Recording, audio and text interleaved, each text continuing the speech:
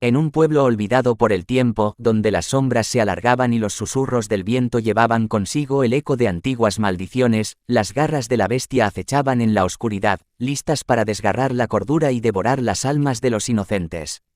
Esta es la historia de las garras de la bestia, cuyo toque infernal marcaba el destino de aquellos que se atrevían a desafiarla. Se decía que la bestia era un ser nacido de las pesadillas más profundas, una criatura sin rostro ni nombre que vagaba entre las sombras, alimentándose del miedo y la desesperación de aquellos que caían en su siniestro camino.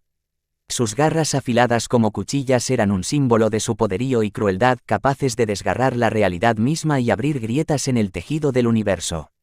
Una noche de luna llena, una joven valiente se aventuró en los bosques oscuros que rodeaban el pueblo, buscando respuestas a los misterios que acechaban en su mente inquieta. Sin temor en el corazón, siguió el rastro de sombras y susurros hasta llegar al claro donde las garras de la bestia aguardaban, brillando con una malevolencia fría y una sed insaciable de sufrimiento. La joven sintió un escalofrío recorrer su espalda cuando las garras de la bestia se alzaron en la oscuridad, como cuchillas afiladas listas para desgarrar su alma y arrastrarla al abismo de la locura. El aire se llenó de un aroma a podredumbre y desesperación, y el viento susurraba palabras de advertencia que caían en oídos sordos, pues la curiosidad y el deseo de enfrentar el mal la impulsaban hacia adelante. Con pasos vacilantes pero decididos, la joven se acercó a las garras de la bestia con el corazón latiendo con fuerza y la determinación brillando en sus ojos. La bestia emergió de las sombras con un rugido atronador, sus garras brillando con un fulgor sobrenatural y su presencia envuelta en un aura de oscuridad y desesperación.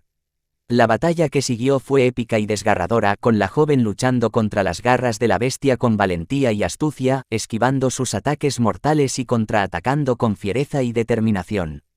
El choque de fuerzas era como un baile macabro de vida y muerte, donde cada movimiento estaba imbuido de un poder sobrenatural y una ferocidad indomable. Al final, la joven logró clavar su arma en el corazón de la bestia, haciendo que un grito estridente de dolor y furia resonara en la noche.